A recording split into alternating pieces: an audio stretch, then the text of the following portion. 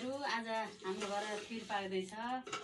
खिर भने ढकनी पाक्दैछ। ढकनी भन्ने चलन पनि आफ्नो आफ्नो गाउँहरुको चलन हैन। खिर भने अब दुधमा झैँ पारेर भुट्टी छैन अझै रातो भयो हैन भर्खर राखेको। ढकनी पनि भन्छन् यसलाई खिर नभनेर। यो यसरी भुटेर झैँ दुध राखेर पकाउनेलाई ढकनी भन्दा रहेछन्। दुधमा छोड्दिनेलाई चामल छोड्दिनेलाई खिर पनि भन्दा रहेछन् आफ्नो आफ्नो भाषामा हैन। यता खिर पाक्दैछ धेरै जाडो छ दुधको तयारी छ चिनी लङसुकमेल सबै छ आगोमा पकाइछ खिर मलाई फेरि आगोमा जाति लाग्छ।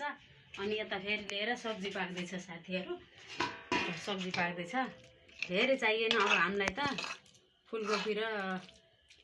आलुको सब्जी हो अब तीनजनालाई धेरै चाहिएन त्यही भएर थोरै थोरै बनाउँदैछौँ धेरै यहाँ खिर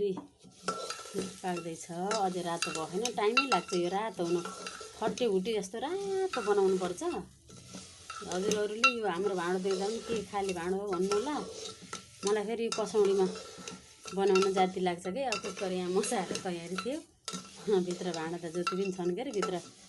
किचनमा पकाउने भाँडा त मलाई फेरि आगामा पकाउँदाखेरि यसैमा ठिक लाग्छ किन सबै भाँडा काला गराउने आगामा पकाउँदा भन्न पर्ने। अनि दुध यता छ सब्जी पनि उता ग्यासमा पाकिसक्यो। हाम्रो त चुल्हा तीनतिर छन् के एउटा चुल्हा यता छ बसेर पकाउनलाई अब आगो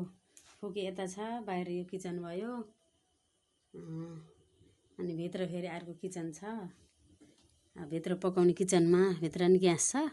भित्र पकाउने किचनमा फेरि भित्र छुट्टै भाँडा छन्। मलाई फेरि आगामै सजिलो लाग्छ खै किन किन सधैँ अब आगोमै पकाउने भएर होला के रे पहिला नि आगोमै बसेर पकाउन मजा लाग्छ कि फेरि जाडोको समय पनि छ तातो पनि हुने यहाँ अब घाम पनि नलाग्ने यो तराईमा फेरि एकदम जाडो छ ढोसिला छ साथीहरु हजुरकातिर कस्तो छ जाडो छ कि छैन। हाम्रोतिर त साह्रै जाडो छ साथीहरु अब रातो भइसक्यो है रातो बनाउने रातो बनाएर त्यहाँबाट यस्तो बनाएको खिर फेरि चिसो हुन्न राम्रो हुन्छ ढकनी भन्छन् है खिर भन्दैनन् ढकनी यसरी पकाएकालाई ढकनी भन्छन्। केटाकेटी पनि भएनन् खै भिडियो गराइदिन यसो गराएर दौरिहाली नानी रात्रै दुःख मान्छन् के अब हुन त एक्जाम पनि आँखा पढ्न पनि पर्यो त्यही पनि अब यसो बनाएर दौरिहालेँ अनि अहिले मैले बनाउनु परेछ है हेर्नु है हाम्रो ढकनी यसरी तयार हुँदैछ। रातो गराउने चामल अनि रातो चामल बनाएर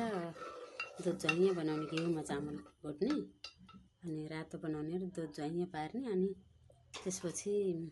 ढकनी फतफत फतफत गरेछ एकछिनमा तयार हुन्छ साथीहरु हाम्रो ढकनी मजाले पाकिरहेछ कसौडीमा आउँदै हजुरहरु त कसौडी देख्दा पनि के होला भन्नु होला यहाँ पितृलाई चढाएको फेरि बिहान खाएको खाना छ यसरी पकाउँदैछौँ मेरो ढकनी यसरी पाक्दैछ साथीहरु यसरी आगोमा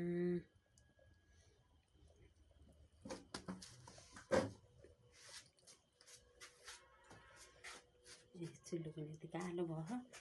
देख्न पनि भ्याइए छैन होइन देखिन नि कति कालो देखेको यो भिडियोमा फेरि यो चुलो यही प्रत्यक्ष हेर्दा त यति कालो त देखिन्न। एउटा पानी तताउनुको लागि कित्लीमा राखेछ यसरी दाउरा छन् यहाँ यसरी तातो पनि हुने आगो फुकेपछि जाडोमा ताप्नु पनि भयो खाना पनि पाक्ने भयो आनन्द छ। यसो उम्लन थाल्यो क्या फेरि उम्लन थाल्यो हाम्रो खिर अब तयारी हुन लाग्यो है साथीहरु तयारी भइसकेछ। ल अब लङसुकमेल अनि चिनी राख्ने बेला भयो अब लङसुकमेल भयो आमा यसो गर्नु त लङसुकमेलको धुलो अहिले चलाउनु पर्छ फेरि डल्लो पर्छ पिसेको हो सिङ्गल राख्ने जाडोमा चिसो सोच्छ कि भनेर चिनी पनि राख्ने एकैचोटि अलरेडी अब सुन थाल्यो चिनी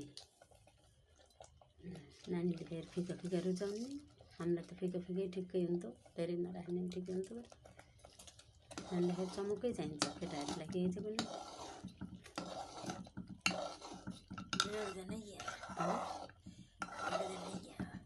चिनी घट्दैन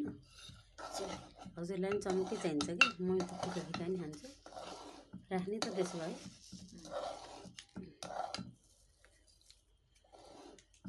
होला तर फिका न फिका नि मिठो हुन्न कि ठिक्क हल्का मधुर मधुर ठिकै हुन्छ चमकै खाने त होइन चिनी धेरै खाएर राम्रो त गर्दैन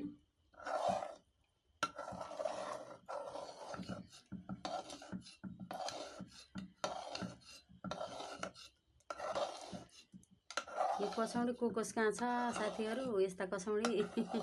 आजभोलि त यिनी कसौडी पनि देखिन्न होला हाम्रोमा त छ नि अनि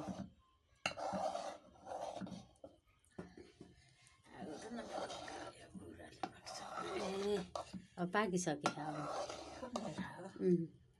पाक्नु पाक्नु ला होइन पर्दैन अब त्यही बुढाले सुक्छ पाक्छ ढाक्ने भाँडो छ उता छ पाकिसक्यो रातो रातो भएछ रङ सुक्ने चिनी राखेको बास्ना महँगो बास्ना आएको छ अब लपक्क हुन्छ राम्रो हुन्छ राम्रो खाले माइतबाट आमाले ल्याइदिएको चामल हो लपक्क राम्रो खिर खाने चामल हो राम्रो हुन्छ यहाँको फेरि अर्को चामल त मसिनो चामल भात खाने चामलको फेरि खासै खिर पनि राम्रो हुन्न कि खिरलाई अब सेलरोटीलाई फेरि चामल छुट्टै चाहिने छ कि राम्रो खाले जन्ताउन चामलले फेरि बनिएर हुन्छ यो लपक्क हुन्छ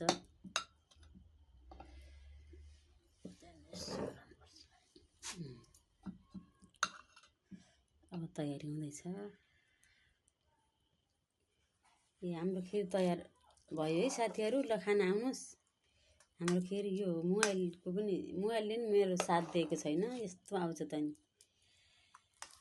ए साथीहरू खिर पाएको खाना आउनु यस्तो उसले बाफले गर्दाखेरि यस्तो भयो तातै खाने जल्दी मर्ने भन्नु पऱ्यो एउटाले त्यस्तै चाल भएछ तातै पकाउने तातै झिक्ने तातै खाने त्यसै त जुराएर हिँड्छन् क्या पल्लो बुढाबुढीले तातै खाने जल्दै मर्ने भन्थे कि त्यस्तै चाहिँ त्यही ठिक भयो हाम्रो पनि ल खिर पाएको ल खाना आउनु है साथीहरू खिर भन्ने ढकनी भन्ने घरि खिर भन्ने घरि ढकनी भन्ने यसरी पकाएकोलाई त ढकनी भन्छन् भन्न त अनि सब्जी राख्नु पर्यो आमा चमच ल्याउनु त ए नानी पनि कता गइछ है हराउन पनि पाइएन केटाहरूलाई फेरि हराउनु जाति बित्ति जाति हो नि सासूले आयो नि हराउनु पर्यो के हेर्ने आफूले नभएपछि त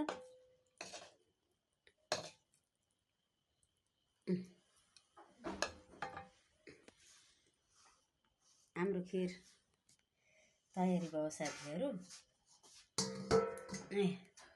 तातै खाए हुन्छ आमा आउनु चमच ल्याउनु भयो गिलास कता गयो नि तातो पानी खानलाई